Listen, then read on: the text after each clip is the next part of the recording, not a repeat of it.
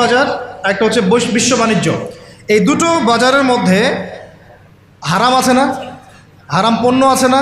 কিন্তু ইসলামী অর্থ ব্যবস্থা থাকলে বা ইসলামী বাজার ব্যবস্থা থাকলে, ইসলামিক যদি আমরা কী বল সাম্যের ইকোনমি যদি আমাদের সামনে থাকতো, তাহলে আমরা এই প্রত্যেকটা হারামকে বন্ধ করতে পারতাম। আমরা এই মজুদদারিগুলো বন্ধ করতে পারতাম, আমরা সিন্ডিকেট বন্ধ করতে পারতাম, আমরা এই যে ইনফ্লেশন বন্ধ করতে পারতাম, আমরা এই বাজারের যে জুলুমগুলা, দুর্নীতিগুলো, এগুলো বন্ধ করতে পারতাম।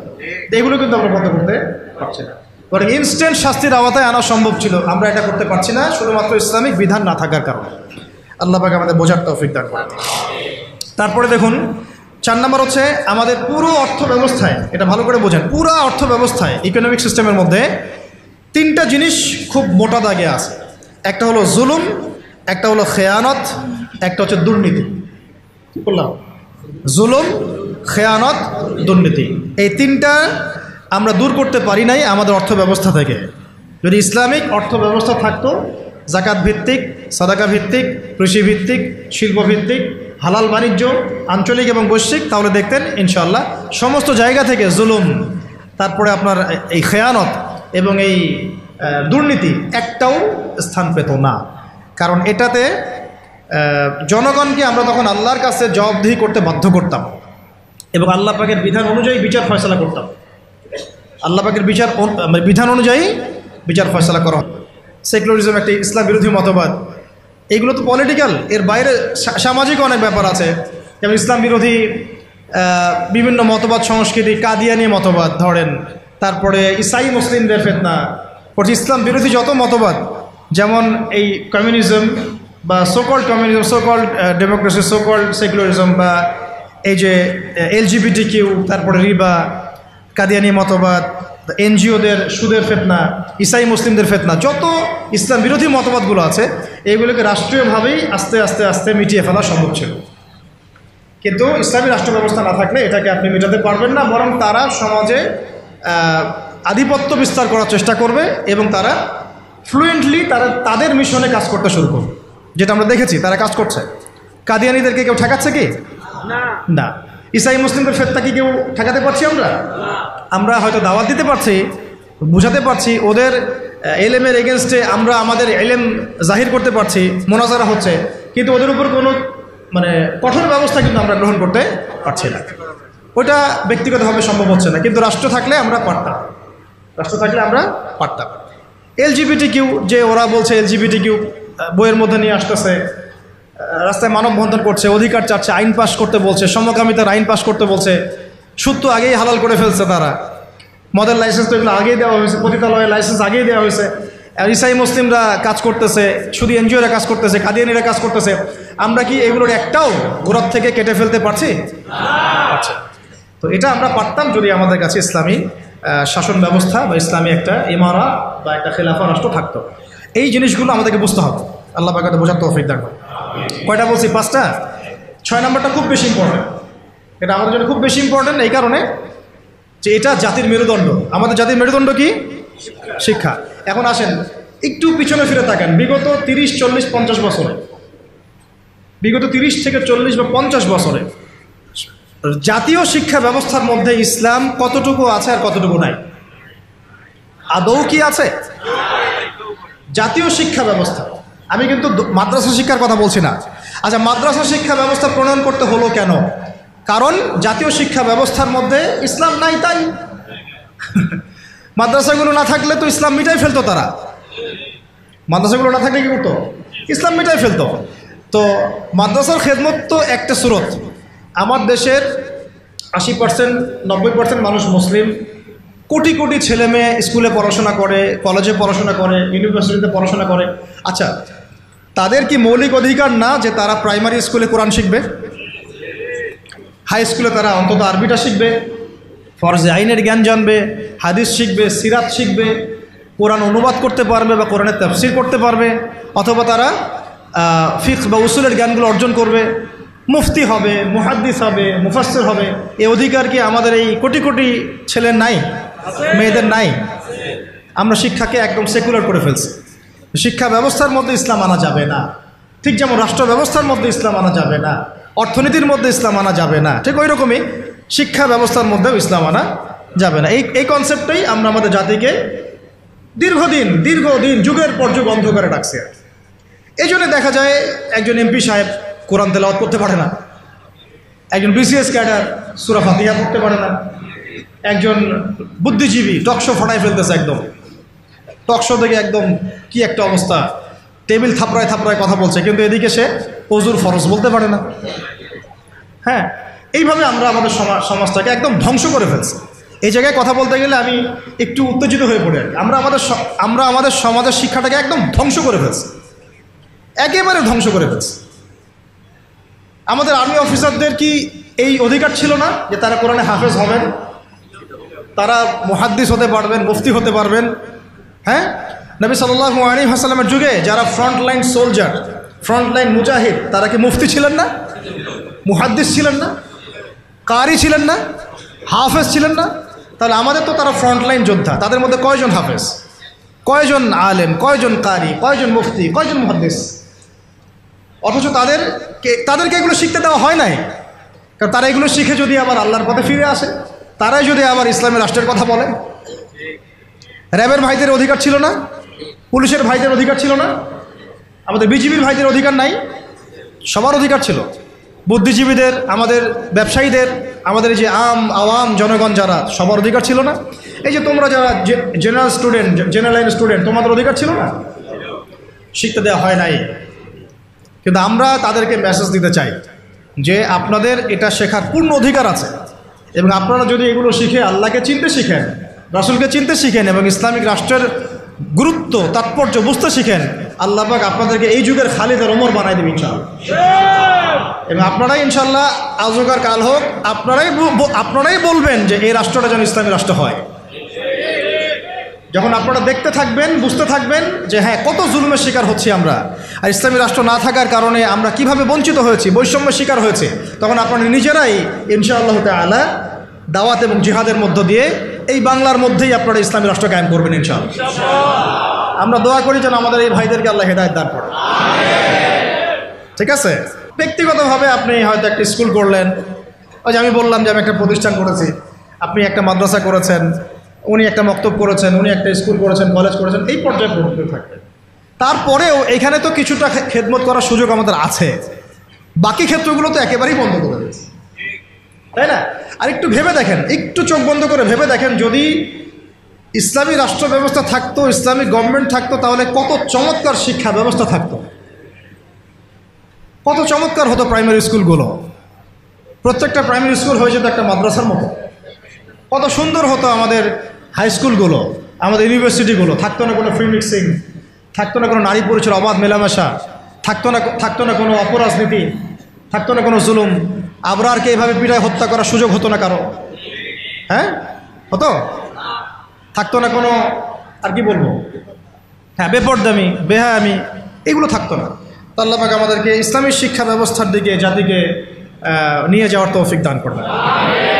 আর এটা না থাকলে কি হবে? না থাকলে দিন বিবর্জিত শিক্ষা ব্যবস্থা চালু করা হবে, যেটা চালু করা হয়েছে। 7 নম্বর হচ্ছে, যদি আমরা ইসলামিক রাষ্ট্র গঠন করতে পারতাম, তাহলে ব্যাপকভাবে মসজিদ, মাদ্রাসা, ইসলামিক সেন্টার, হ্যাঁ, তারপরে ইসলামিক বিশ্ববিদ্যালয়, একদম আল আজহারের মতো, মদিনা বিশ্ববিদ্যালয়ের মতো, দারুল উলুম দেওবন্দের আদলে অনেক বড় বড় প্রতিষ্ঠান আমরা দেশের মধ্যে করতে পারতাম। বাইরের কান্ট্রিগুলো থেকে স্টুডেন্টরা এসে আমার দেশে পড়াশোনা করে, কিন্তু এটা কি আমরা কিন্তু করতে পারি না। বরং উল্টা দেখবেন, যদি এটা না থাকে তাহলে কি হচ্ছে, ব্যক্তিগত পর্যায়ে আপনাকে কাজ করতে হবে। এছাড়া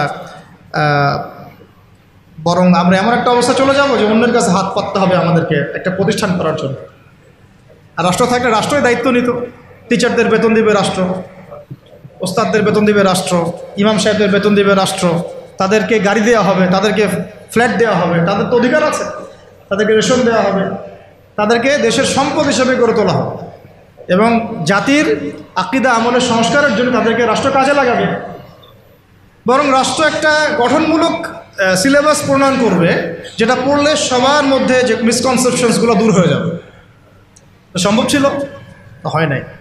আচ্ছা, এরপরে আসেন 8 নম্বর হচ্ছে যে আমাদের দেশের একটা অন্যতম গুরুত্বপূর্ণ ক্ষেত্র হচ্ছে কৃষি এবং শিল্প, তাই না? কৃষি এবং শিল্প। তো কৃষি এবং শিল্পের মধ্যে দুর্নীতি হয় নাই? কম না বেশি? তো এই দুইটা সেক্টর এত বেশি গুরুত্বপূর্ণ, যেটা রাষ্ট্রের অর্থনীতি গড়ার মূল কারিগর বলা যায়। তো এই কৃষি এবং শিল্পের সমস্ত দুর্নীতিকে বন্ধ করা সম্ভব ছিল যদি ইসলামী রাষ্ট্র ব্যবস্থা থাকতো, যেটা আমরা করতে পারি নাই। কৃষক ভাইদেরকে অধিকার দেওয়া হয় নাই। যে পণ্যটার দাম এখানে 100 টাকা, দেখবেন সেই বেচারা বিক্রি করছে 10 টাকায়। কৃষকের সাথে সরাসরি সরকারের সম্পর্ক নাই, মাঝখানে বহু থার্ড পার্টি আছে। তাহলে ওদের উপর জুলুম হচ্ছে না? শ্রমিক, যে শ্রমিকের আপনি গার্মেন্টসে বেতন দিচ্ছেন 10,000 টাকা, 12,000 টাকা, এই পণ্যগুলোকে এক্সপোর্ট করে তারা কোটি কোটি টাকার বিজনেস করছে। তো তাদের এবং রাষ্ট্রের মাঝখানে একটা কি আছে, মধ্যস্থতা করার একটা মাঝখানে থার্ড পার্টি আছে। এই মাঝখানে অনেক টাকা পয়সা গায়েব হয়ে যাচ্ছে একবার উপরে। এর উপরে যাচ্ছে না, যাচ্ছে কানাডায়, সুইজারল্যান্ডে, সুইস ব্যাংকে, অমুক জায়গায়, তমুক জায়গায়। তো এই যে গরিবের রক্তচোষা অর্থনীতি, এটা বন্ধ করা যেত যদি আমরা ইসলামী রাষ্ট্র ব্যবস্থা প্রণয়ন করতে পারতাম। কি লম্বা হয়ে যাচ্ছে নাকি? আচ্ছা, 25টা পয়েন্ট বলবো আপনাদের ইনশাআল্লাহ। কয়টা? আজকের মতো 25টা, আরও আছে। যখন কিতাব আসবে ইনশাআল্লাহ তখন আরও 50টা 100টাও পাবেন ইনশাআল্লাহ। কয়টা বলছি? 8টা।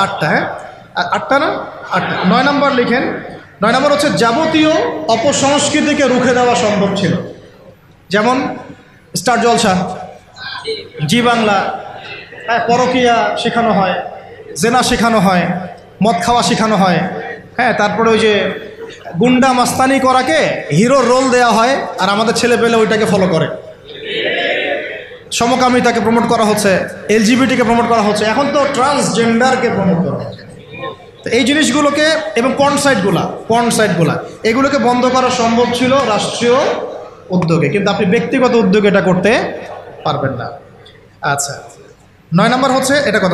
10 নম্বর হচ্ছে, এটা খুব গুরুত্বপূর্ণ, খুবই গুরুত্বপূর্ণ। সেটা হচ্ছে ইসলামী রাষ্ট্র ব্যবস্থা যদি না থাকে, তাহলে এই যে অনলাইন এবং অফলাইনে যত প্রিন্ট এবং ইলেকট্রনিক মিডিয়া আছে, এদের মিথ্যাচার আপনি বন্ধ করতে পারবেন, এদের ইসলাম বিদ্বেষ আপনি বন্ধ করতে পারবেন না, এদের শয়তানি আপনি বন্ধ করতে পারবেন না। ওই প্রথম আলোর সামনে গিয়ে আপনি গরু জবাই করেন না, যাই করেন, ওর কিছুই যায় আসবে না, কিছু যায় আসবে না। ছেলে মানুষই হবে একটা, ওর কিছু যায় আসবে? শয়তানের এগুলোতে কিছু যায় আসে নাকি?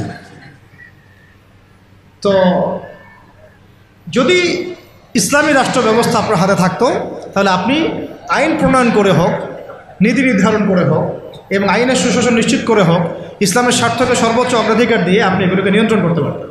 ইসলামী শাস্তি এগুলা, দর্রা, বেত্রাঘাত, হাত কেটে ফেলা, কি তাই না?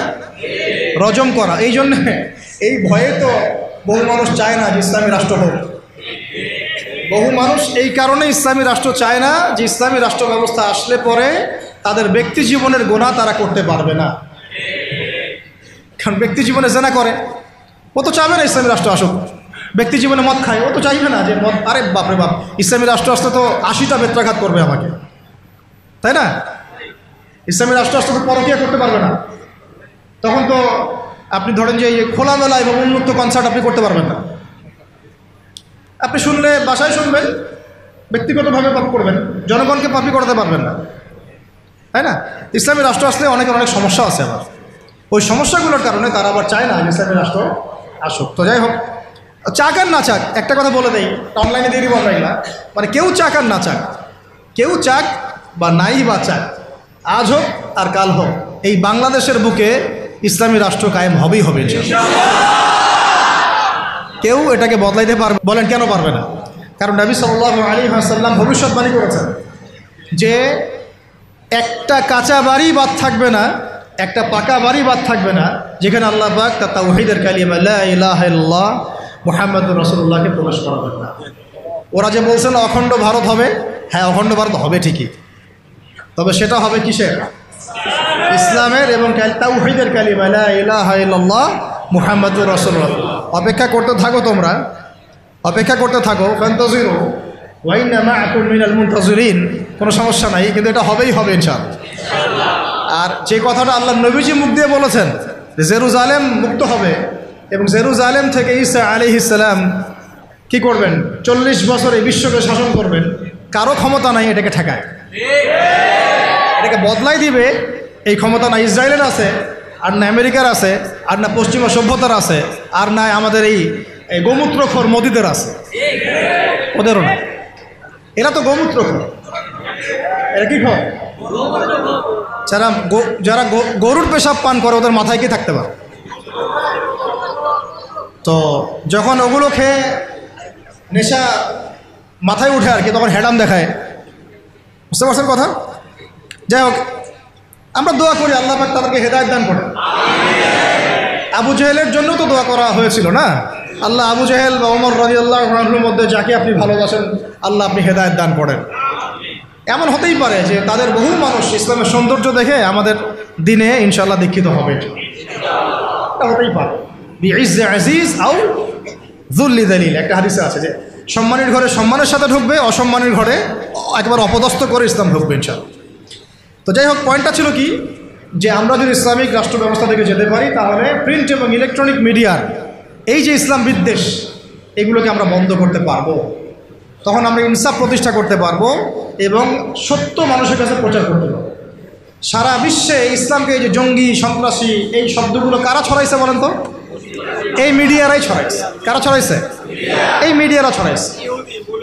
ইহুদিরা ছড়াইছে, খ্রিস্টানরা ছড়াইছে, জায়নিস্টরা ছড়াইছে। সবাই ইসলামকে জঙ্গি ধর্ম, সন্ত্রাসীর ধর্ম এগুলো ছড়াইছে না? মুজাহিদদেরকে বলেছে এরা সন্ত্রাসী। এখন পর্যন্ত হামাসের ভাইদেরকে তারা বলে সন্ত্রাসী। আর এই জালেম ইসরায়েলকে তারা বলে কি বলে?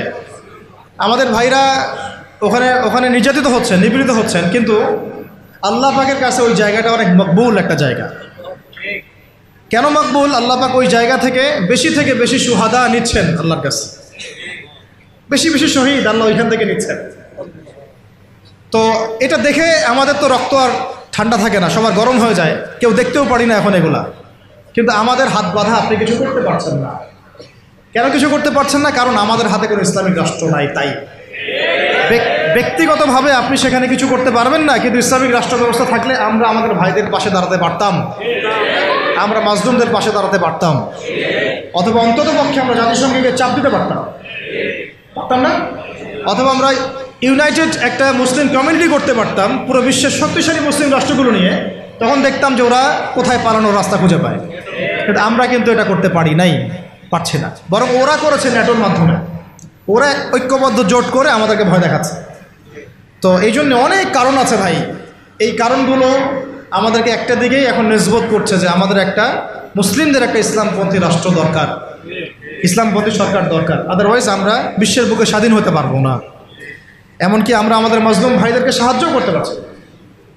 আল্লাহ আমাদেরকে বোঝার তৌফিক দান করুন। আচ্ছা, 10 নম্বর হচ্ছে, এটা 10 না 11 হচ্ছে সমস্ত সামাজিক অশ্লীলতা, যেমন বেপরদামি, কিশোর গ্যাং, মাদকের আকড়া, জুয়ার আকড়া, এগুলোকে আপনি বন্ধ করতে পারবেন না যদি ইসলামিক রাষ্ট্র ব্যবস্থা না হয়। 13 নম্বর হচ্ছে আইনের সুশাসন বলে একটা শব্দ শুনি আমরা। এটা গদবাদ একটা শব্দই থাকে, এর আসলে বাস্তব খুব একটা প্রয়োগ হয় না। বরং আমরা দেখেছি আইনকে হাতিয়ার করে নিয়ে মানুষ রাজনীতি করেছে, ব্যক্তি আক্রোশ ঝেড়েছে এবং ব্যক্তির স্বার্থ চরিতার্থ করেছে, দলের স্বার্থ উদ্ধার করেছে, তাই না? ওলামায়ে কেরামরা কি অপরাধ করেছিলেন শাপলা চত্বরে, যে তাদের সবার উপরে 10টা 5টা করে মামলা দিতে হবে? বলেন। যারা মারলো তাদের বিরুদ্ধে মামলা হলো না, যারা মরলো তাদের বিরুদ্ধে মামলা হলো। তারা কি অপরাধ করেছিলেন? এখনো বহু ওলামায়ে কেরাম 5টা 6টা 10টা করে মামলা নিয়ে কাঁধে নিয়ে ঘুরছেন না? তাহলে আইনের সুশাসন কি এখানে হয়েছে? নিশ্চিত। এখন পর্যন্ত এই পরিবর্তিত সরকার বলছেন এখন পর্যন্ত এগুলোকে উইথড্র করা হয় নাই, এখন পর্যন্ত মামলাগুলো থেকে উইথড্র করা হয় নাই, এখন পর্যন্ত বহু গুম হওয়া মানুষকে উদ্ধার করা হয় নাই। আর আমরা জানি তারা কি পরিমাণ কষ্টে আছেন। আমরা গেস করতে পারি যে তারা কি পরিমাণ কষ্টে আছে। এটা তো আপনি গেস করতে পারবেন না, কারণ আপনার সে অভিজ্ঞতা নাই, সমুদ্র দেখেন নাই, আপনি বুঝবেন কিভাবে এর গভীরতা কেমন। সেখানে একদিন মনে হবে 1 বছরের সমান, একদিন মনে হবে কি 1 বছরের সমান। এমন বহু মানুষ ভিতরে এখনও আছে যারা মাজলুম, নির্যাতিত, নিপীড়িত, এখন ওদেরকে বের করা হয় নাই। এখনও বহু মানুষের গায়ে মিথ্যা মামলা ঝুলছে, বহু ওলামায়ে কেরাম মামলা নিয়ে ভুগছেন।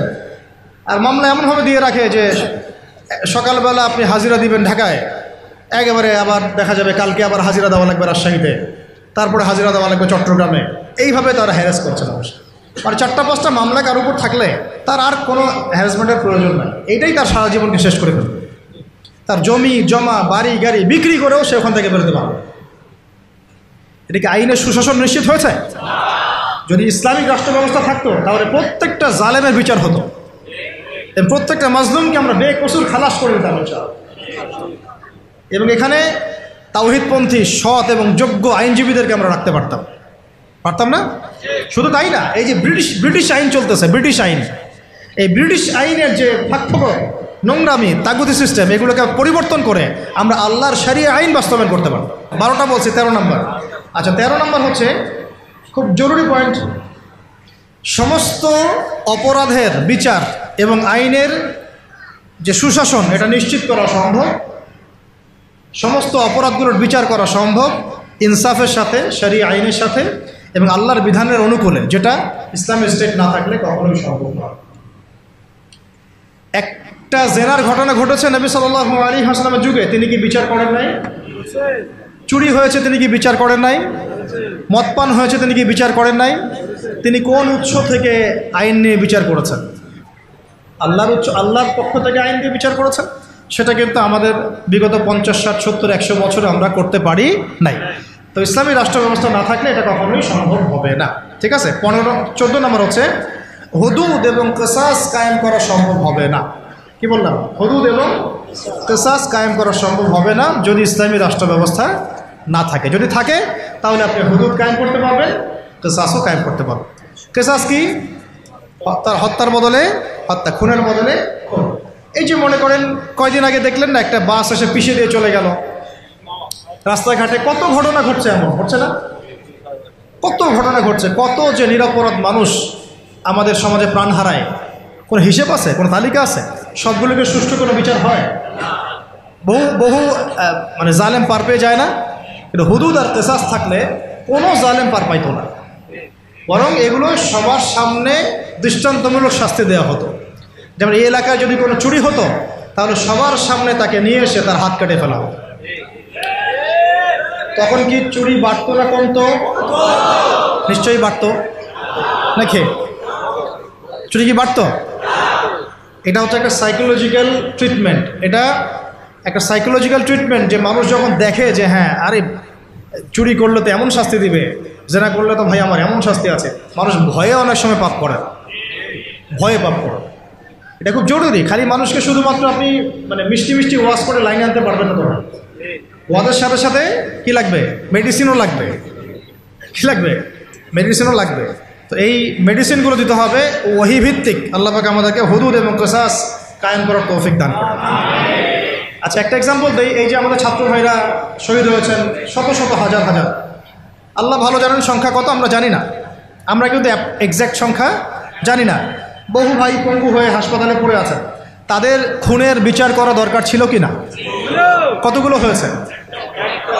যদি একটা এক্সাম্পল দিই, যদি ধরেন যে একজন ছাত্রকে হত্যা করার জন্যে একজন পুলিশ দরকার হয় বা একটা বুলেটও দরকার হয়, তাহলে তো যদি 1000 জন মারা যায় তাহলে 1000 পুলিশকে শাস্তির আওতায় আনা লাগতো আর কি।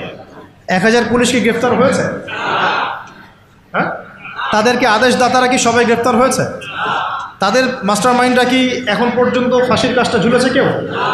তো এই যে ইসলামী হুদুদ এবং কিসাস থাকলে এতদিন পর্যন্ত সবার আগে যে কাজটা হতো, এটা যদি তথাকথিত এই যে ডেমোক্রেটিক বিপ্লব না হয়ে যদি এটা হতো ইসলামিক কোনো রেভলিউশন, তাহলে সবার আগে বিচার হতো খুনের, হত্যার বিচার হতো। সবার আগে এই কাতিলদের কিসাস করা হতো। কিন্তু এটা কিন্তু হয় নাই, বিকজ এটা ইসলামিক মুভমেন্ট হয় নাই, এটা ইসলামিক কোনো রেভলিউশন হয় নাই।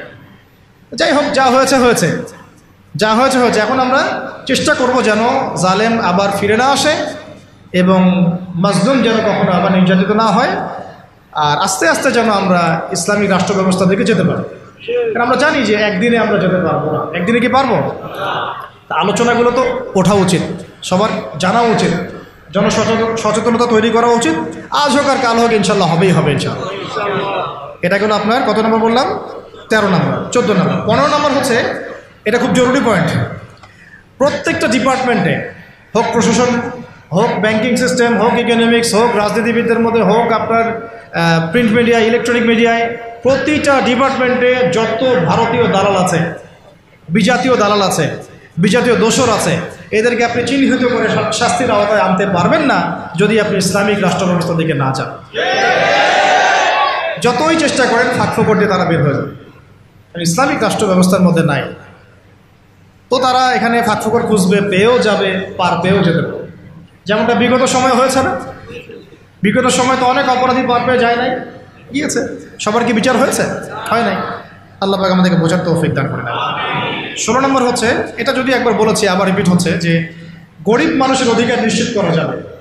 গরিবের অধিকার নিশ্চিত করা যাবে ইনশাআল্লাহ। শুধু গরিব না, জন্তু জানোয়ারের অধিকার পর্যন্ত নিশ্চিত করা যাবে ইনশাআল্লাহ।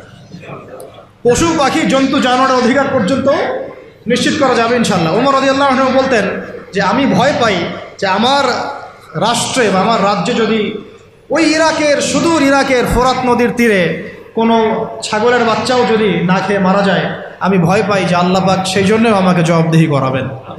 কারণ এই জবাবদিহিতা অন্য কোন গভর্নমেন্ট দিয়েছে বিশ্বের বুকে? ওমর রাদিয়াল্লাহু আনহু বললেন যে এটা আমার, আর এটা আমার ছেলে আব্দুল্লাহ, তার অংশটুকু নিয়ে আমি কাপড় বানিয়েছি।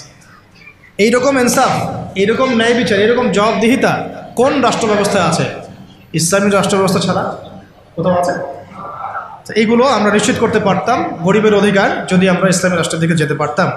17 হচ্ছে খুব জরুরি পয়েন্ট, এটা আমাদের ওলামায়ে কেরামরা বুঝবেন আর কি। জরুরি পয়েন্ট হচ্ছে যে বিধর্মীদের কথা বলছি না, মুসলিমদের কথা বলছি। মুসলিমদের ধর্মীয় যে আমল, আকিদা, উসুল, মানহাজ, এই যে বিষয়গুলো আমাদের মধ্যে আছে, এখানে উদ্দেশ্যপ্রণীতভাবে বহু ইখতিলাফ ঢুকিয়ে দেওয়া হয়েছে।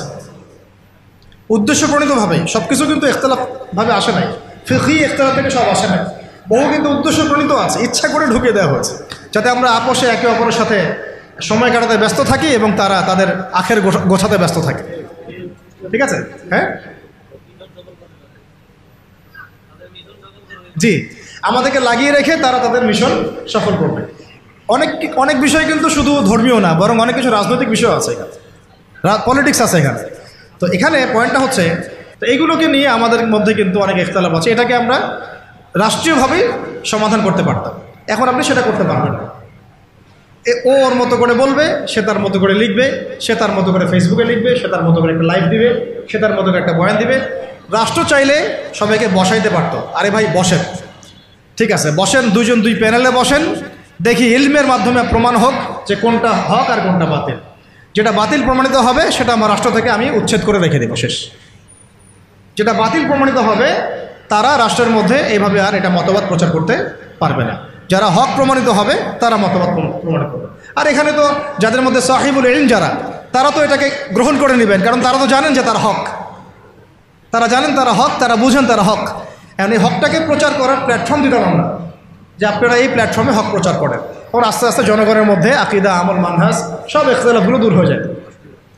সব দূর না হলেও অ্যাটলিস্ট এটাকে কমায় ফেলা সম্ভব হতো এবং সংকুচিত করা তো অবশ্যই সম্ভব হতো, কিন্তু এটা আপনি এখন আর করতে পারবেন যেহেতু ইসলামিক রাষ্ট্র ব্যবস্থা আমাদের মধ্যে নাই।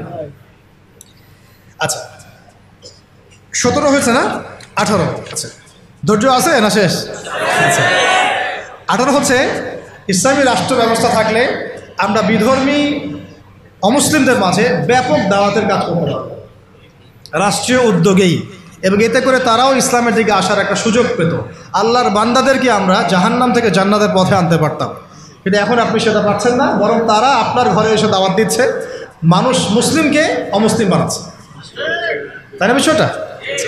19 হচ্ছে আমরা ইসলামী রাষ্ট্র কাঠামো পেলে মদিনা রাষ্ট্রের আদলে একটা মুনাওয়ার, একটা আলোকিত রাষ্ট্র গঠন করতে পারতাম, যেটা ইসলামী রাষ্ট্র ব্যবস্থা ছাড়া কখনোই সম্ভব হবে না। তো মদিনা রাষ্ট্র কি, এটা নিয়ে তো আলোচনা এসেছে, এটা আর আলোচনা করছি না। এটা কত হলো? 19।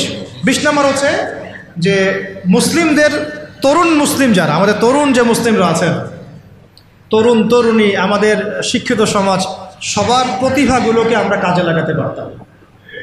আমরা কিন্তু এখন সেটা পারছি না। একজন প্রতিভাবান ছেলে বিদেশে চলে যাচ্ছে, ওখানে গিয়ে ভালো চাকরি পাচ্ছে।